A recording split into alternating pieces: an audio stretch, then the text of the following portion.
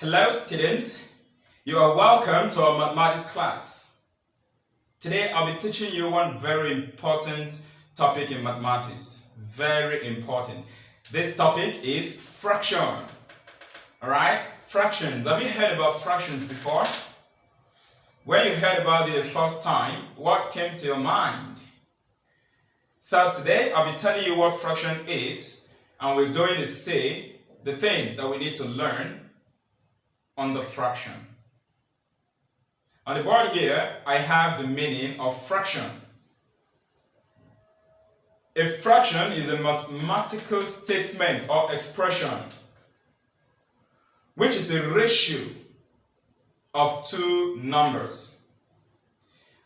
When you hear ratio, ratio is something about division. If I give you 2:4, it means 2 divided by 4. So when we say that fraction is a mathematical statement or expression which is a ratio of two numbers, it simply means that when you are studying fraction, you should be thinking about division. Is that not so? You should be thinking about division. Very important. But then, can you enjoy division without multiplication? Can you enjoy division without multiplication? Oh no, it's not possible. As a matter of fact, you may not understand division except you have good knowledge of multiplication. And that is why the GMAT 41 has always advised and encouraged you to learn your multiplication table. And so I want to say this. If you've not mastered your multiplication skill very well, please make sure you do that before you start learning this topic. Make sure you do that before you move deep into this topic. At least from 2 times to 9 times. At least from 2 times table to 9 times table. Learn those ones. Make sure you know them very well. It's going to help you a lot. I'm not saying you should stop at 9 times table. I am saying at least. Even if you don't want to go more. Because with the 2 to 9 times table, you can easily get the other ones. Remember, I have always told you this, and once again I want to repeat it. Multiplication is the boat you need to cross the mathematics bridge. Having said this, as we are moving into this topic, when it becomes necessary for us to talk about multiplication, to use the knowledge of multiplication, I won't waste time there. Because from our past classes, I have urged you, encouraged you to make sure you learn your multiplication very well. So I want to believe you've actually done the needful. I have defined what fraction is as a mathematical statement or expression which is a ratio of two numbers. Now these two numbers, one of them is called the numerator, the other is called the denominator. We'll talk about that when we come to this part. Fraction is part of a whole. Fraction is part of a whole. You are looking at me now. Just look at me. I am a whole person. Now I have my hand here, right? This hand is part of me. So this hand is just a fraction of my whole person. This is my head. And this my head is part of my whole person. The same thing with you. You are seated there learning. Okay? You have your ears. Your ear is part of you. It's part of your whole. So the same thing, fraction is part of what? A whole. Which means if I give you a whole number, you can actually convert, alright, that whole number to fraction by doing division. But let me say this. A whole number, is it a fraction? Not at all. A whole number is not a fraction.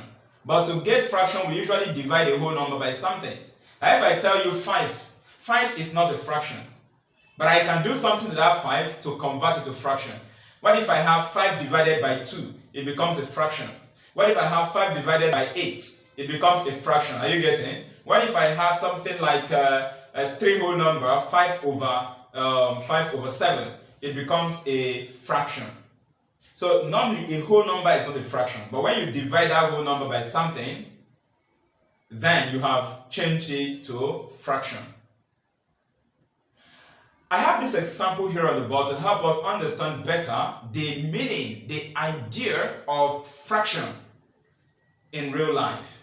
Think about orange. If I give you one orange now, I say, okay, divide that orange into maybe 2. You carry your knife, that orange, you cut it into 2.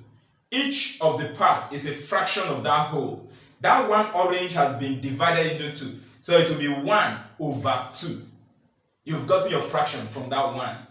1 over 2. So each of those parts, they are part of that one whole orange. But now let's look at this, my example on the board, okay? I have one whole box. Look at this. If I tell you to draw a square now, you can draw it. Is that not so? So, okay, that is a box. That box is one whole number. One whole box. Before I drew this line inside that divided this box, the box was just a whole box. Are you following, right? Which is one whole. Now, this one whole box has been divided into 9 parts. You can see that. Let's count. 1, 2, 3, 4, 5, 6, 7, 8, 9. Good. I have divided this one whole box into 9 parts. Now, this one whole box that I divided into 9 parts, how do we write it in mathematics? It is written as 1, which is that one whole box. Then you put your division sign. Look at it. You put your division sign. That is divided, and write 9 under, which means 1 that has been divided into 9 parts. You know, this sign is also used to mean division. There is another one we have like this. Your straight line like this, then a dot on top and a dot under. It's still the same as this, okay? But there is how we read this one particularly. We are coming to that. And how do we read this 1 that has been divided into 9 parts? We read it as 1 over 9. It is read as 1 over 9. So take a look. 1 over 9. So this division sign, we pronounce it as over. Sometimes we use this sign for it, slash. This one, slash sign, is still the same as over. It's still the same as division. Is that okay?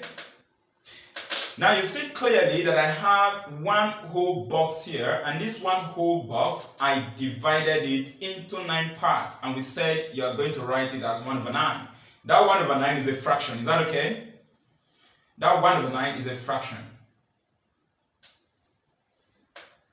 Now, there is something I did to these boxes, because I have 9 smaller boxes inside that one whole square box. What did I do to the boxes? Some of them I shaded them. Did you take note of that?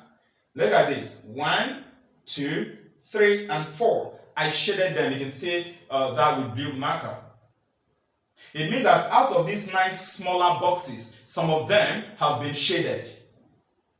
How many of them were shaded? 4. Is that not so? And how do we put it in fraction form? 4 of these small boxes have been shaded. How do we put that 4 in fraction form? Remember, there are 9 smaller boxes here. Is that not so? 9 smaller boxes. So I will say, out of the 9 smaller boxes, I shaded 4. It now becomes 4 out of 9.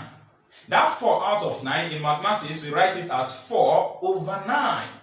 So if I ask you what portion of these boxes are shaded, or if I ask you to find the fraction of the shaded portion, the answer will be 4 over 9. That is the fraction of the shaded portion that we have here. Fraction of the shaded portion is equal to 4 over 9. That is to say, 4 out of that 9 smaller boxes have been shaded. 4 of them have been shaded. Let us go back again to our boxes. You take note that there were some that were not shaded. Now, if I ask you how many boxes were not shaded here, you can easily count and tell me there are 5. That there are 5 smaller boxes that were not shaded. But assuming you don't have this box, you are not seeing it, and I tell you that out of 9 smaller boxes, 4 were shaded, tell me the fraction that was not shaded. How will you get it? How will you get that? When you don't see this box, you're not seeing the diagram. Let's go back and see how we get the fraction of unshaded portion. That is the fraction of the part that you did not shade. This is what you would do. You already know the fraction that was shaded, 4 over 9. So you would remove that 4 over 9 from one whole. Remember, that box there is one whole that you divided into 9. So out of that one whole, remove 4 over 9, which is the part, the portion that you shaded. Remove it from that one whole. If you do this, you're going to get 5 over 9, which agrees if you had counted the fraction that I did not shade in that box there. How did I get a 5 over 9? Let us now go to multiplication. Can you see that? You may not understand that without the knowledge of your multiplication. So quickly, start running. Go and learn your multiplication table. Is that okay? Meanwhile, watch as I explain how we got this 5 over 9. I told you it's going to be 1 whole minus 4 over 9. That is, remove the shaded portion, which is 4 over 9, from the 1 whole box there. Now, to get a 5 over 9, this is what you do. This is a whole number, this is a fraction. So quickly, use this denominator, which is 9, to multiply this whole number, which is 1. 9 times 1 will give you what? 9. 9 times 1 will give you 9. Then that 9 minus 4. 9 minus 4 gives us this 5. So you see how we got that 5 portions were not shaded. All you now need to do that 5 over 9, because there are actually 9 smaller boxes. Out of the 9, 5 were not shaded. So once again, come here, 9 times 1 will give you 9 minus 4. You get 5 divided by 9. So you have a fraction of unshaded portion. This is the idea of fraction, and I want to believe that you've gotten this idea. Quickly, please. I talked about numerator and denominator from the beginning. So what do we mean? What is the numerator of a fraction and the denominator of a fraction? As an example, look at this. Under this note, imagine that I give you x over y. That x and y represent numbers. Are you following, right? X over y. Now, this x that I wrote on top is our numerator. Then y that I wrote under is called denominator. So you know your numerator and denominator now. For example, 5 over 9. What is the numerator? Can I hear? That's correct. 5 is the numerator and the denominator is what? 9. What we are now going to do is to look at the types of fraction. Then we can now see how we can change one of the fraction to another one. Are you ready for that? So let us look at that. In this video, I would like you to learn about the types of fractions. So I'll be teaching you that quickly. There are 3 major types of fraction. One is mixed fraction, the other is improper fraction, and then we have proper fraction. These are the 3 major types of fractions, please. Is that clear? Let us now explain each of them. We'll be starting with improper fraction. What fraction is called improper fraction? A fraction in which the numerator is greater than the denominator. The numerator is bigger than the denominator. Such fraction is called improper fraction. The word improper means something that is not right. It's not supposed to be in that way. Okay, quickly think about this. Imagine a child of 2 years carrying you on his head. I mean, it doesn't make good sense. It's not proper, is that not so? Because that child is quite smaller than you. You are bigger than that child. You're greater than that child. So you now being on top, the child being under, carrying you, is improper. So the same thing goes with the type of fraction called improper fraction. You have a bigger number on top and a smaller number under. So the numerator is greater than the denominator. You can start thinking of some examples of improper fractions now as we look at the ones we have on the board here. So 3 over 2 is an improper fraction, 4 over 3 is an improper fraction, 11 over 5 is an improper fraction. There are many others. You can think of 14 over 6 is an improper fraction, okay? But before I move on to the next type of fraction, let me ask you this question. If I give you 4 over 2, is it an improper fraction? In fact, 4 over 2 is not even a fraction. Because if you do 4 over 2, you would get equal to 2. It's a whole number. That 4 over 2 there is not actually a fraction. It's a whole number. So please take note. For something to be a fraction, it means that the denominator cannot divide the numerator completely, or even if they divide, there will be remainder. Are you following, right? There will be remainder. 4 over 2 is not a fraction, it's a whole number. 6 over 3 is not a fraction because that denominator 3 can divide that 6 completely, there will be no remainder. All right, let us move on to another type of fraction. We're going to talk about proper fraction now. Proper. The word proper in English. Proper means this thing is right. This is how it's supposed to be. So you can think of me now carrying a 2-year-old child on my head. Yes, it's proper because I'm bigger.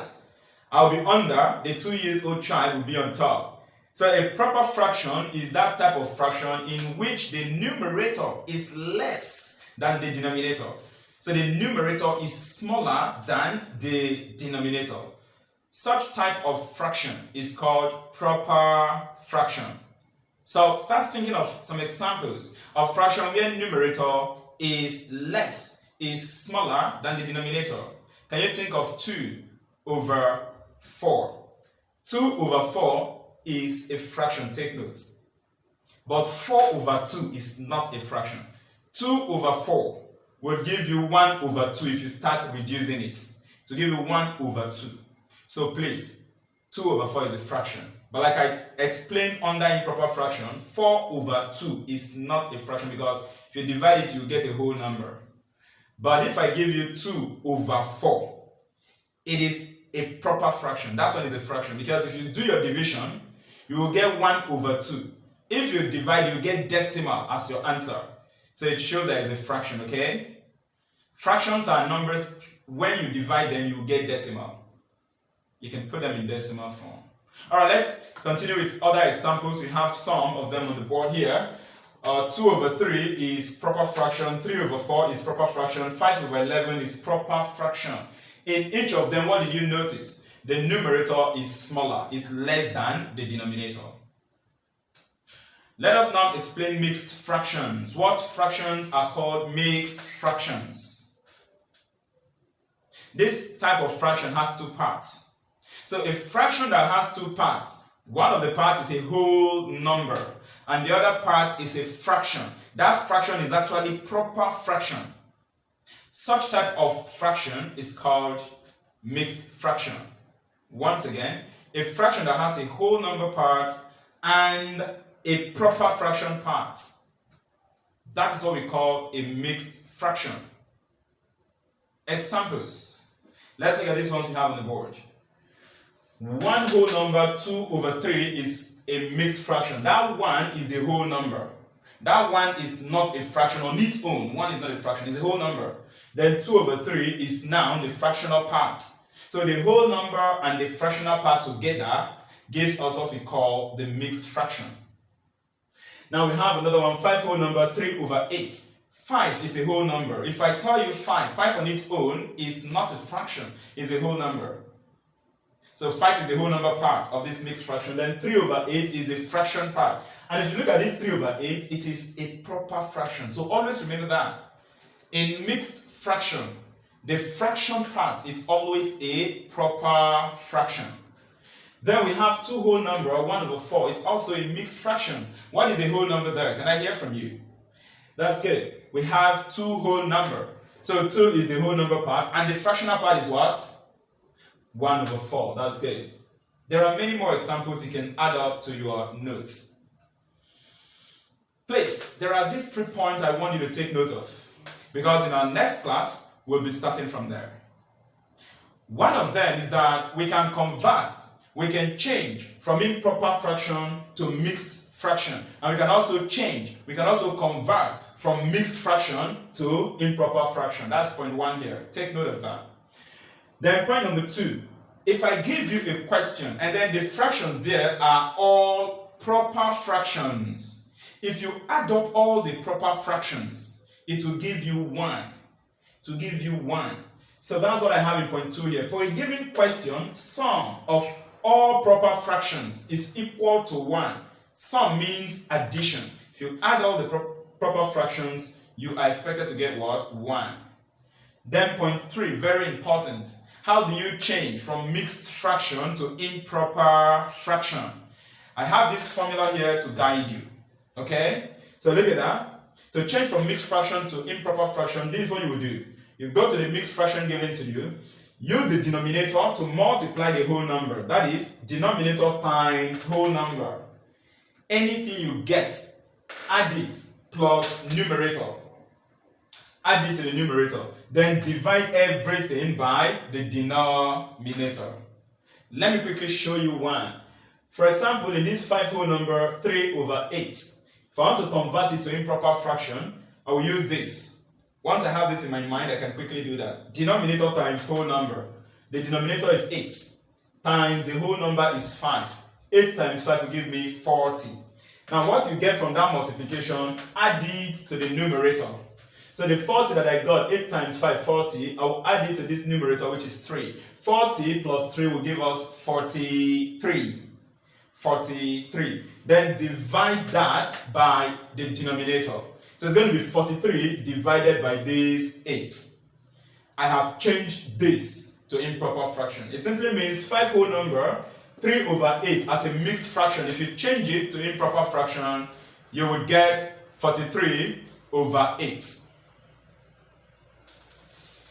In our next class, we're going to look at how we can change from one type of fraction to another fraction. And then we'll also consider how to order fraction and how to get equivalent fraction. A lot to be considered in our next class. Bye-bye.